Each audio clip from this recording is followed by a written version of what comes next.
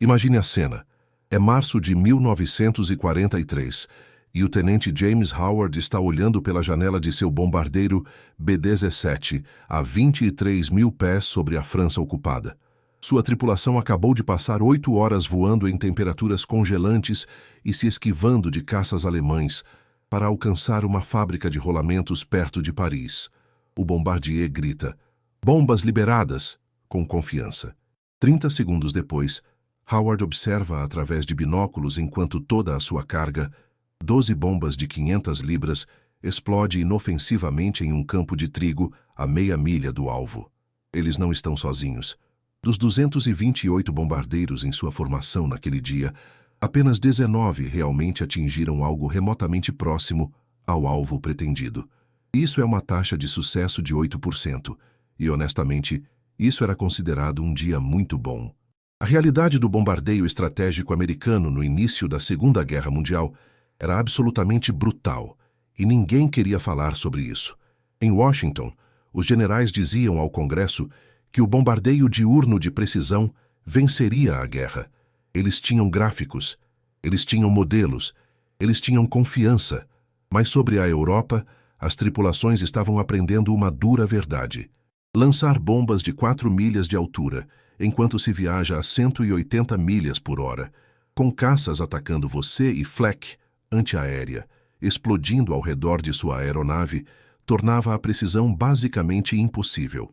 As forças aéreas do exército haviam calculado que precisavam de um erro circular provável de cerca de 1000 pés para destruir efetivamente alvos industriais. Em linguagem simples, isso significava que metade de suas bombas precisava cair dentro de 1000 pés do ponto de mira. Parece razoável, certo? Errado. No verão de 1943, o CEP, erro circular provável, real para as missões da 8ª Força Aérea, pairava em torno de 3.200 pés. Algumas missões eram piores, muito piores.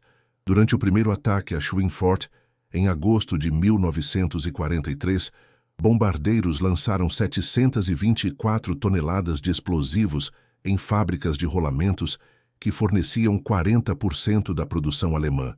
O reconhecimento pós-missão mostrou que menos de 200 toneladas atingiram o complexo da fábrica. O resto abriu crateras em bairros, campos e uma igreja medieval a 3 milhas de distância. 60 bombardeiros foram abatidos naquele dia, 600 pessoas mortas ou capturadas, e as fábricas voltaram à produção total em 6 semanas. As tripulações começaram a chamar isso de abordagem de nuvem de alumínio, porque era essencialmente isso. Você voava em formação apertada. Esperava que o bombardier líder soubesse o que estava fazendo. E quando ele liberava suas bombas, todos os outros liberavam as suas imediatamente. A teoria dizia que mesmo que bombas individuais se dispersassem, o volume puro esmagaria o alvo. Mas as fábricas alemãs não eram enormes. Uma típica fábrica de óleo sintético poderia cobrir 40 acres. Parece grande até você perceber que, com a precisão de 3.000 pés, seu padrão de bombas estava se espalhando por 300 acres. Você estava essencialmente fazendo bombardeio de saturação e rezando para que algo importante fosse atingido. O custo humano tornava tudo ainda pior. Cada missão significava tripulações de 10 homens voando através de paredes de flak. Aquelas nuvens pretas de projéteis de 80 milímetros que podiam rasgar a pele de alumínio de um bombardeiro como papel de seda. As taxas de sobrevivência da tripulação em 1943 eram aterrorizantes. Estatisticamente, uma tripulação de bombardeiro tinha apenas uma chance em 4 de sobreviver às 25 missões necessárias. E para quê? Para ver suas bombas desaparecerem nas nuvens, ou pior, para vê-las atingir e saber que você acabou de obliterar um quarteirão residencial enquanto a fábrica ao lado continuava funcionando. O moral estava desmoronando mais rápido do que a própria campanha de bombardeio. O Norden Bomb Sight, mira de bombardeio Norden, deveria mudar tudo. Se você já se perguntou por que os bombardeiros americanos continuavam voando em missões diurnas suicidas enquanto os britânicos prudentemente mudaram para o bombardeio noturno, o Norden é a sua resposta. Este dispositivo, oficialmente a Mark 15 mira de bombardeio Norden, era essencialmente um computador analógico mecânico que pesava 50 libras e custava $8.000 por unidade em 1943. Isso é mais do que a maioria das casas. As forças aéreas do exército estavam tão obcecadas com essa coisa que gastaram $1,5 bilhão desenvolvendo e produzindo-a, tornando-o um dos programas de armas mais caros da América. Para contextualizar, todo o projeto Manhattan custou $2 bilhões. Carl Norden, um engenheiro suíço trabalhando em Nova York, havia projetado esta maravilha da computação óptica na década de 1920 com um conceito genuinamente brilhante.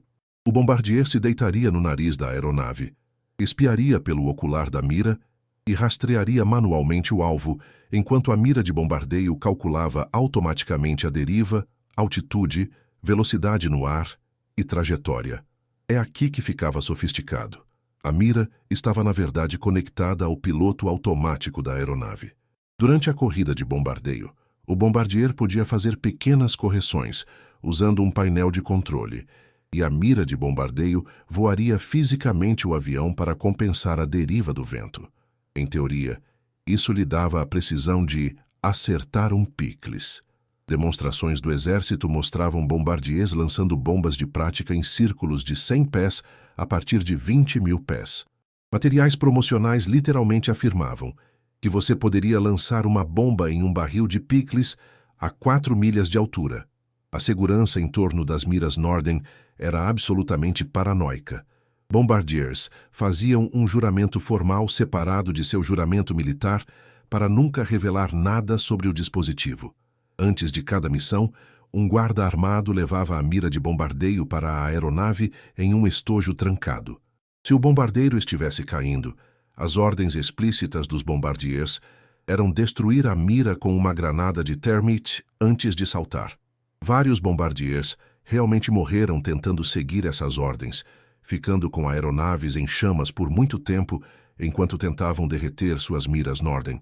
Os militares genuinamente acreditavam que, se os alemães capturassem uma, eles a copiariam e a vantagem estratégica da América evaporaria da noite para o dia. Aqui está a ironia esmagadora. Os alemães já tinham os segredos da Norden e não se importavam. Um espião alemão chamado Hermann Lang havia roubado as plantas em 1938 e os engenheiros alemães olharam para elas, deram de ombros e voltaram ao seu próprio projeto de mira de bombardeio Lotfern-Rorset. Por quê? Porque eles já haviam descoberto o que as tripulações americanas estavam prestes a aprender da maneira mais difícil. A precisão da Norden era completamente teórica. Ela pressupunha que você teria tempo ilimitado sobre o alvo, nenhum fogo defensivo, visibilidade perfeita e ar estável. O combate sobre a Europa não oferecia exatamente nenhuma dessas condições. A primeira checagem de realidade veio dos próprios alvos. Complexos de fábricas alemãs não eram alvos fáceis em campos abertos. Eles tinham geradores de fumaça que podiam cobrir zonas industriais inteiras em 5 minutos após o alarme. No final de 1943, a doutrina defensiva alemã exigia que todo alvo principal tivesse capacidade de fumaça suficiente para obscurecer a visibilidade por 30 minutos. Bombardiers passavam toda a aproximação observando seu alvo claramente. Então, no momento crítico, puf, ele desaparecia sob névoa artificial. Agora você está chutando e a mira de bombardeio Norden não consegue calcular o melhor chute. Depois, havia o próprio combate. A Norden precisava de uma corrida de bombardeio reta e nivelada de pelo menos 3 minutos para calcular corretamente. 3 minutos de voo reto e nivelado sobre a Alemanha significavam 3 minutos sendo um alvo previsível para cada canhão flak abaixo. Os pilotos rapidamente aprenderam que a ação evasiva os mantinha vivos, mas tornava a Norden inútil. O dispositivo não conseguia compensar mudanças repentinas de altitude ou curvas bruscas. Então as tripulações enfrentavam uma escolha impossível: voar estável e morrer ou manobrar e errar. Os artilheiros flak alemães não estavam apenas atirando em bombardeiros americanos, eles estavam conduzindo uma execução em escala industrial. Em 1943, A Alemanha havia construído a rede de defesa antiaérea mais sofisticada da história humana e ela estava absolutamente destruindo a 8ª Força Aérea. A espinha dorsal deste sistema era o canhão Flak de 80 milímetros, propriamente chamado Flak 18-36-37, dependendo da variante. Você provavelmente já ouviu falar do 88 como um matador de tanques, e era, mas seu trabalho principal era assassinar bombardeiros. A Alemanha produziu aproximadamente 21 mil desses canhões durante a guerra, e cerca de 10 mil estavam cercando alvos estratégicos em toda a Europa ocupada. Aqui está o que tornava o 88 tão aterrorizante. Ele podia disparar um projétil altamente explosivo de 20 libras até 32 mil pés a uma taxa de 15 a 20 tiros por minuto. Cada projétil era equipado com um fusível de retardo de tempo que as tripulações alemãs ajustavam manualmente com base na altitude do bombardeiro. O projétil subiria, alcançaria a altura predeterminada e detonaria em milhares de fragmentos afiados como navalhas viajando em velocidades supersônicas. Um único fragmento do tamanho do seu polegar poderia perfurar a pele de alumínio, cortar cabos de controle, romper tanques de combustível ou matar um membro da tripulação instantaneamente. E os artilheiros alemães não estavam atirando um de cada vez. Eles estavam atirando em baterias. Um alvo industrial alemão típico como o Vale do Ruhr teria de 40 a 60 canhões Flak pesados posicionados em campos de fogo sobrepostos. O radar de controle de fogo. O sistema Würzburg podia rastrear formações de bombardeiros a 40 milhas de distância e fornecer dados contínuos aos calculadores de tiro. Os alemães literalmente tinham computadores mecânicos em cada bateria que processavam dados de altitude, velocidade e rumo e então cuspia soluções de tiro. As tripulações podiam ajustar seus fusíveis e começar a disparar antes que os bombardeiros americanos sequer vissem o alvo. Em um grande ataque, você teria centenas de canhões lançando milhares de projéteis, criando o que as tripulações de bombardeiros chamavam de campos Flak, pedaços inteiros do céu que ficavam pretos com explosões. A matemática era simples e brutal.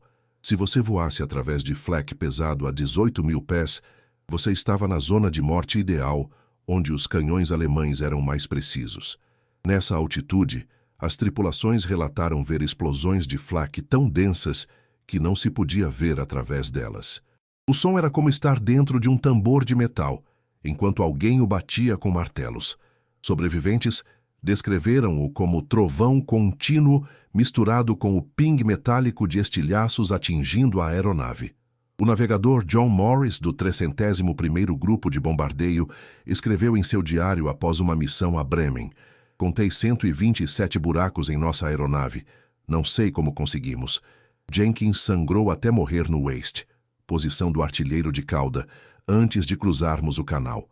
Ele tinha 19 anos. Então os planejadores americanos tomaram o que parecia ser uma decisão lógica: subir mais alto.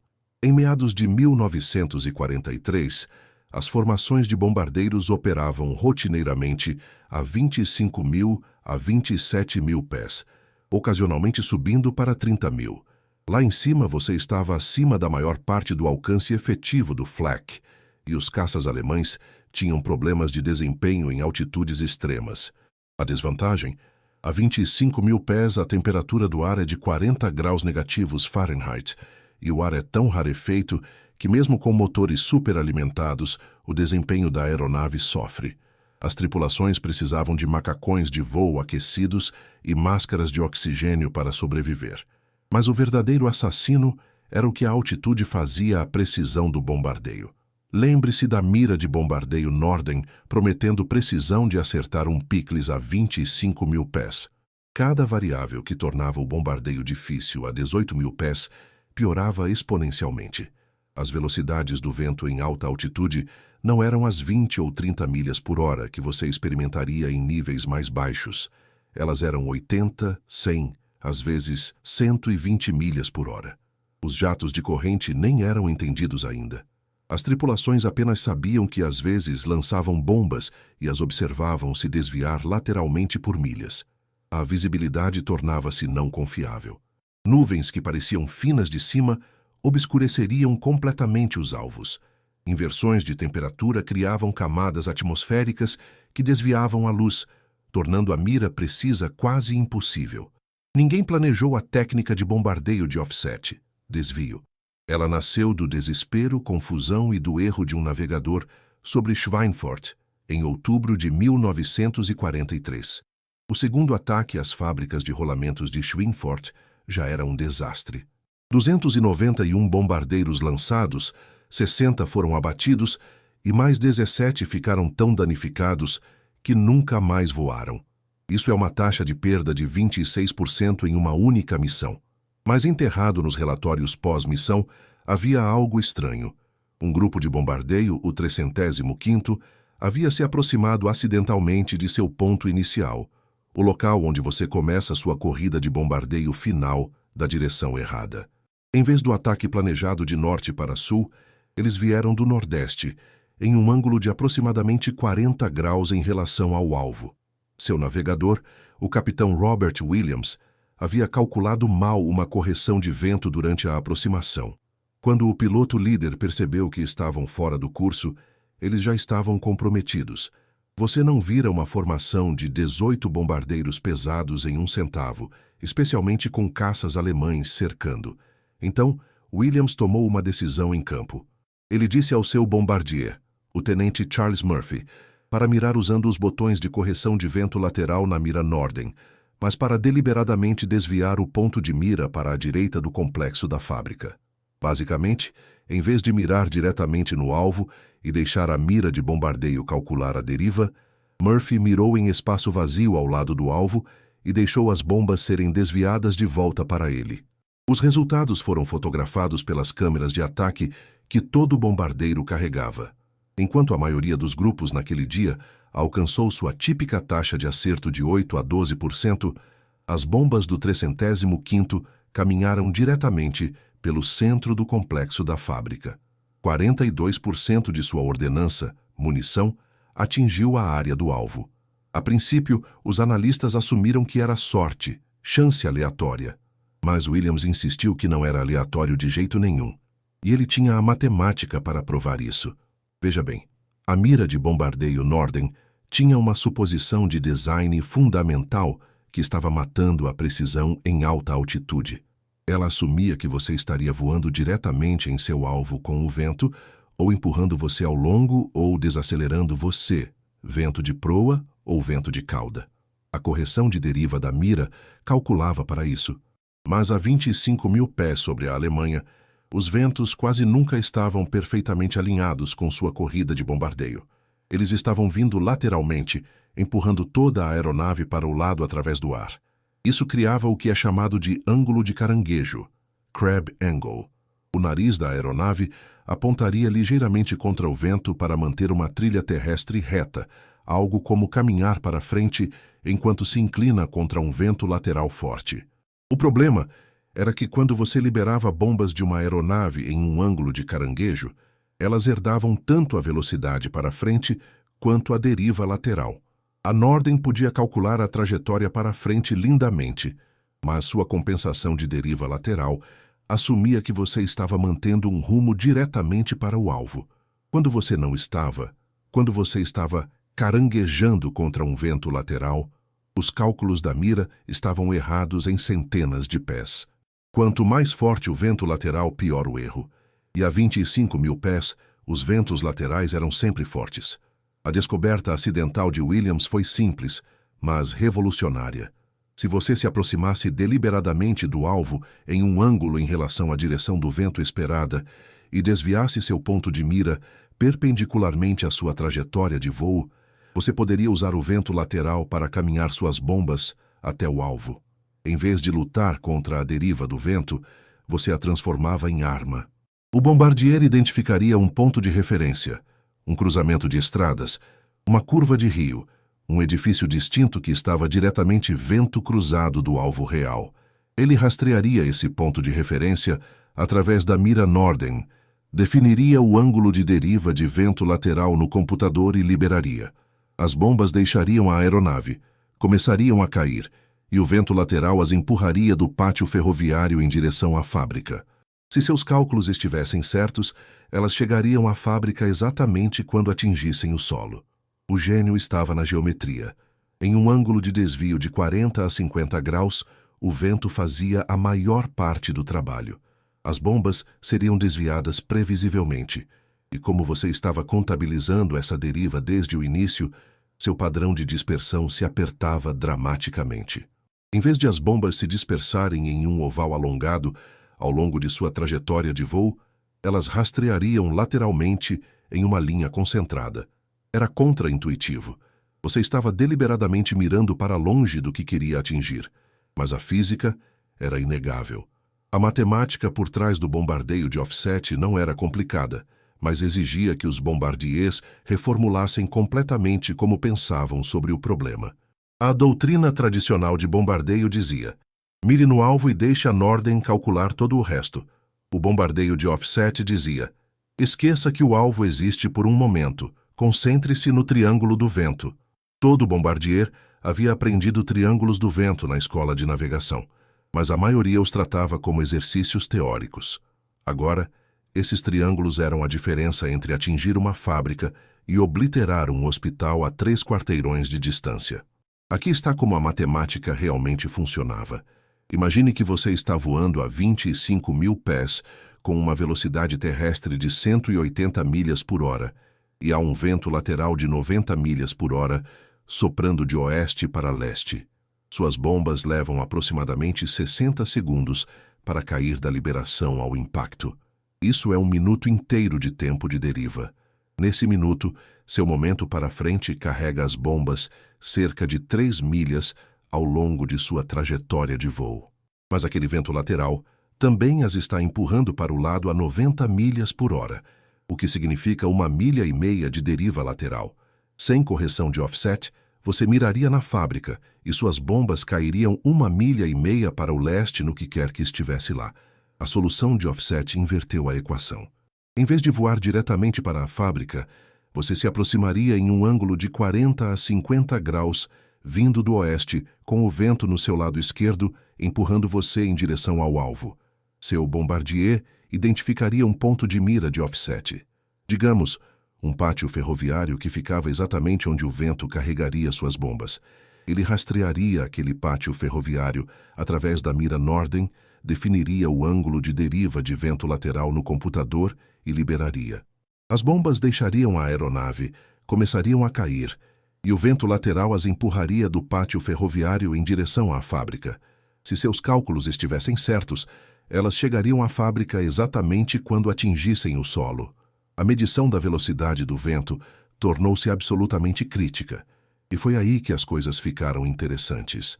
Navegadores começaram a usar uma técnica chamada método de dupla deriva durante a aproximação da corrida de bombardeio. Eles fariam 2 leituras de deriva em pontos diferentes, no caminho para o alvo. Basicamente, medindo o quanto o vento estava empurrando a aeronave para fora do curso. Ao comparar essas leituras, eles podiam calcular a velocidade e a direção do vento com precisão surpreendente. Bons navegadores podiam obter dados de vento dentro de 5 milhas por hora das condições reais, e essa precisão era suficiente para fazer o bombardeio de offset funcionar. A melhoria na precisão foi impressionante. Testes da 8ª Força Aérea no final de 1943 mostraram que as aproximações de offset em ângulos de 45 graus reduziram o CEP de 3.200 pés para aproximadamente 1.100 pés, quase exatamente o limite de 1.000 pés que os planejadores haviam originalmente exigido. Algumas equipes de bombardier navegador particularmente habilidosas estavam alcançando precisão de 800 pés em dias claros. Isso pode não parecer impressionante em comparação com as modernas armas guiadas por GPS que caem a 15 pés, mas em 1943 foi revolucionário. Isso significava que suas bombas estavam realmente atingindo o interior do complexo da fábrica, em vez de decorar o campo circundante. A técnica exigia intensa coordenação entre 3 membros da tripulação: o navegador, o bombardier e o piloto. O navegador tinha que acertar os cálculos do vento e identificar o ponto de offset correto. O Bombardier tinha que confiar completamente nesses cálculos e rastrear um ponto de referência que seus instintos estavam gritando que não era o alvo. E o piloto tinha que manter um rumo e altitude exatos, enquanto o flak explodia ao seu redor, e cada fibra de seu ser queria tomar uma ação evasiva. Um erro nessa cadeia, e você estava de volta ao bombardeio aleatório. O treinamento se tornou o gargalo. Bombardiers que passaram meses aprendendo a mirar diretamente nos alvos, agora tinham que desaprender esse instinto. Era como ensinar um jogador de basquete a olhar para a tabela em vez do aro. Seu cérebro luta contra você a cada passo. As forças aéreas do exército montaram escolas especializadas na Flórida e no Arizona, onde as tripulações praticavam corridas de offset sobre maquetes de fábricas alemãs. Eles voavam os padrões dezenas de vezes até que a geometria se tornasse intuitiva. Tripulações veteranas que já haviam voado em missões de combate foram puxadas de volta para a Inglaterra para retreinamento, o que mostra o quão seriamente o comando levou isso. Em janeiro de 1944, a 8ª Força Aérea enfrentou um problema que a maioria das organizações mataria para ter. Eles descobriram algo que realmente funcionava, que agora tinham que implementá-lo em 12.000 homens espalhados por 40 aeródromos na Inglaterra, enquanto simultaneamente lutavam em uma guerra. O general James Doolittle, que assumiu o comando da 8ª em janeiro, olhou para os dados de bombardeio de offset e fez disso sua principal prioridade de treinamento. Ele deu ao seu oficial de operações, o brigadeiro-general Fred Anderson, 6 semanas para retreinar todos os bombardiers e navegadores no teatro. A resposta de Anderson foi, segundo relatos, impublicável, mas ele conseguiu. O programa de retreinamento começou com as tripulações líderes, os bombardiers e navegadores mais experientes que voavam nas aeronaves da frente de cada formação. Estes eram os homens que todos os outros seguiam, então eles tinham que dominar as técnicas de offset primeiro.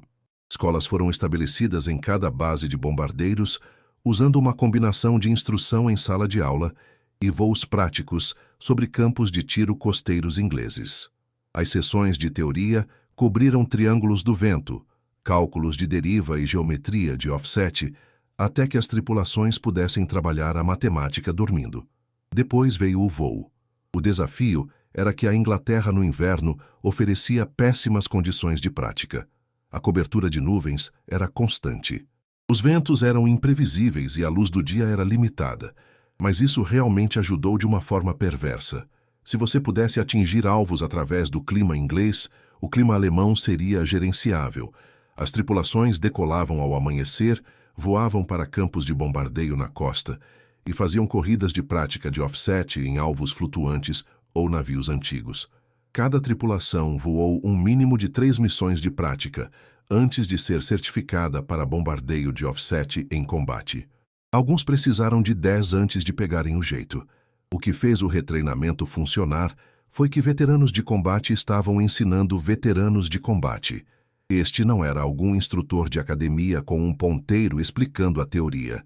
Era o tenente Murphy do 305º Grupo de Bombardeio, o cara que acidentalmente descobriu o offset em Schweinfurt, parado em um Quonset Hut, abrigo militar, congelante, mostrando a outros bombardiers exatamente o que ele fez. O capitão Williams ensinou as porções de navegador, guiando os homens através de seus métodos de cálculo de vento, usando dados reais de missão. Quando os alunos lutavam com a natureza contra-intuitiva de mirar para longe dos alvos, os instrutores mostravam filmagens de câmera de ataque de missões recentes. Aqui está o bombardeio tradicional alcançando 9% de precisão. Aqui está o offset alcançando 38%. A evidência era impossível de argumentar. As mudanças de doutrina aconteceram simultaneamente com o treinamento. A 8ª Força Aérea reescreveu seus manuais de bombardeio tático em fevereiro de 1944. A Ordem de Campo 259, emitida em 20 de fevereiro, autorizou oficialmente as aproximações de bombardeio de offset para todas as missões onde as condições de vento lateral excediam 40 milhas por hora. Os comandantes de grupo receberam pacotes de briefing detalhados que incluíam ângulos de aproximação ideais para cada alvo principal na Alemanha. Schweinfurt tinha aproximações recomendadas do Nordeste a 45 graus. Os complexos do Vale do Ruhr funcionavam melhor com offset de 50 graus do Oeste. Alguém tinha feito o dever de casa. A implementação não foi tranquila. Pilotos mais velhos, especialmente aqueles que sobreviveram a 1943, resistiram a mudar táticas que eles literalmente sangraram para aprender. Há um famoso incidente de março de 1944, onde um piloto do 91º Grupo de Bombardeio se recusou a voar uma aproximação de offset para Brunswick, insistindo no ataque tradicional em linha reta, porque é assim que sempre fizemos. Seu Bombardier errou o alvo por meia milha e aquele piloto foi discretamente redesignado para deveres não combatentes. Doolittle falava sério sobre isso. Adapte-se ou saia do caminho. Em abril de 1944, o bombardeio de offset havia se tornado o procedimento operacional padrão. Os briefings de missão agora incluíam sessões dedicadas de análise de vento, onde os meteorologistas forneciam velocidades e direções de vento esperadas na altitude de bombardeio. Os navegadores recebiam rumos de aproximação de offset pré-calculados com base nas previsões de vento.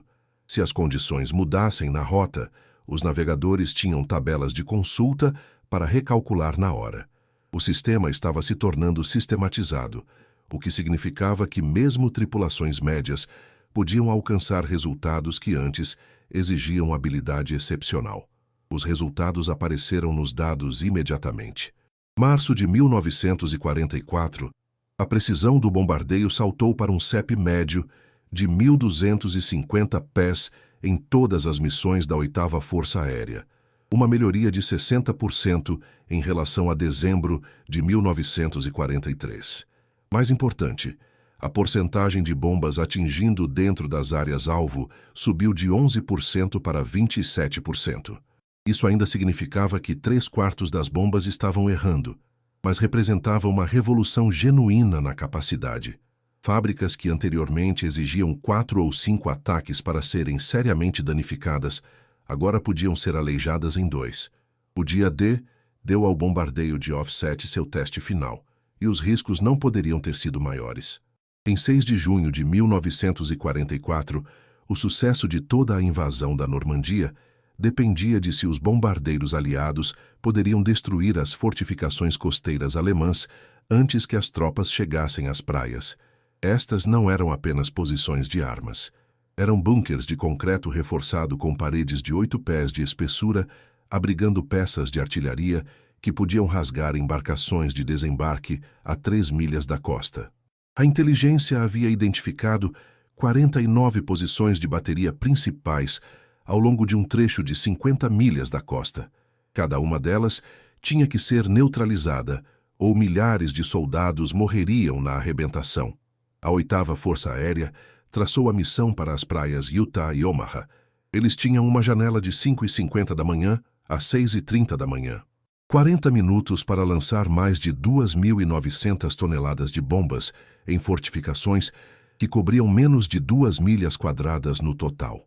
O momento era brutal, porque eles estariam bombardeando no crepúsculo com previsão de cobertura de nuvens de 3.000 a 6.000 pés. A doutrina normal dizia que você não poderia bombardear com precisão através das nuvens, mas a doutrina normal estava prestes a ser reescrita novamente. As técnicas de bombardeio de offset combinadas com auxílios de navegação por radar tornaram teoricamente possível atingir alvos que você nem conseguia ver. Aqui está como eles planejaram.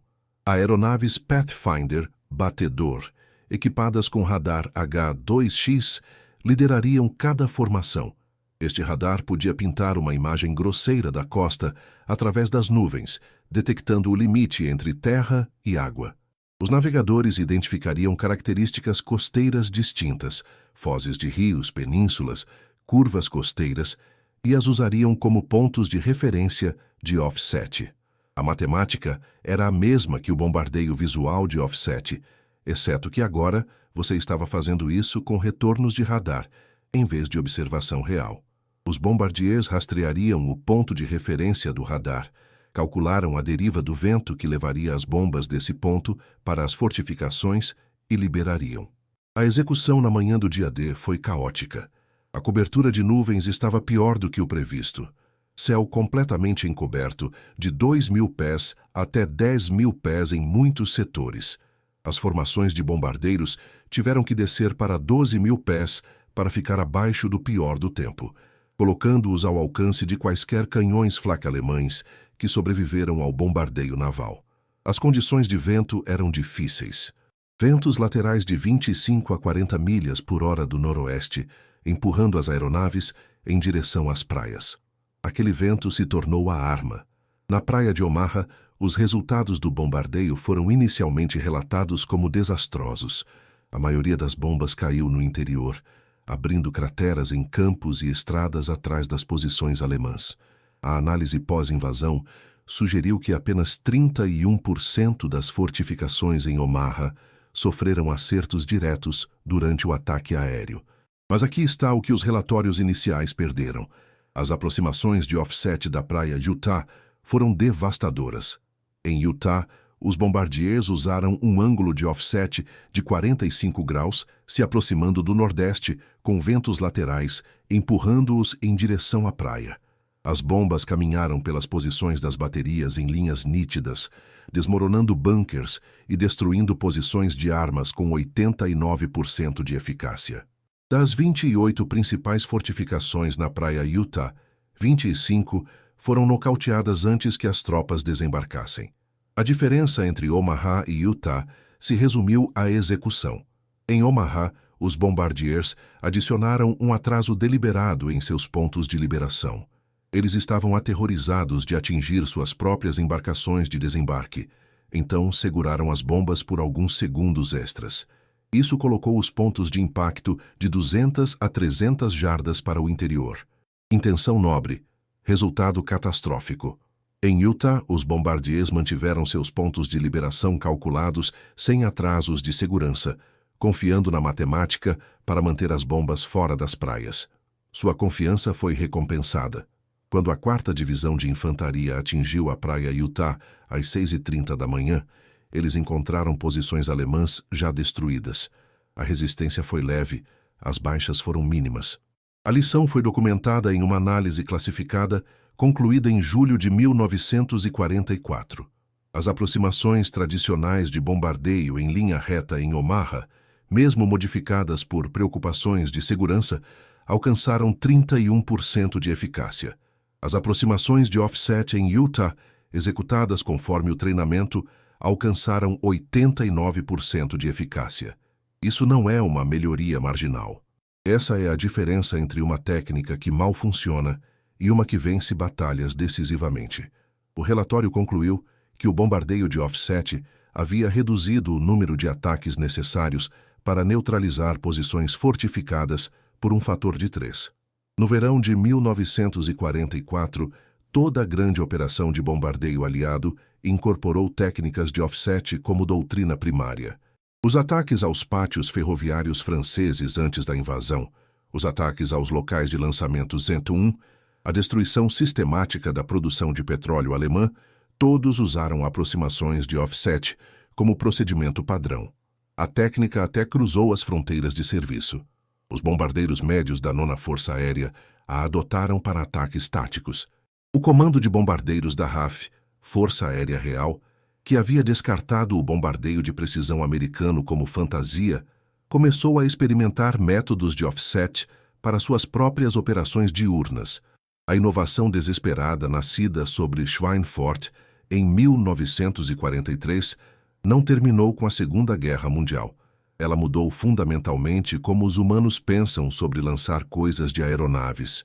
Quando a guerra terminou e os analistas se sentaram para escrever a pesquisa de bombardeio estratégico dos Estados Unidos, eles encontraram algo notável nos dados. Entre janeiro e dezembro de 1944, à medida que o bombardeio de offset se tornou universal em toda a 8ª Força Aérea, a tonelagem total lançada sobre a Alemanha aumentou em 340%, enquanto a precisão melhorou em 190%. Você estava lançando mais bombas e atingindo mais alvos. Essa combinação quebrou a produção industrial alemã de maneiras que o bombardeio aleatório do início da guerra nunca poderia. A Guerra Fria transformou as técnicas de offset de necessidade tática em ciência estratégica. Quando a Força Aérea começou a planejar ataques nucleares na década de 1950, a precisão tornou-se existencial. Uma bomba convencional que erra por uma milha apenas desperdiça recursos. Uma arma nuclear que erra por uma milha pode atingir a cidade errada. Assim, as escolas de bombardeio da Força Aérea começaram a ensinar geometria de offset como doutrina fundamental, no mesmo nível de aprender a decolar e pousar.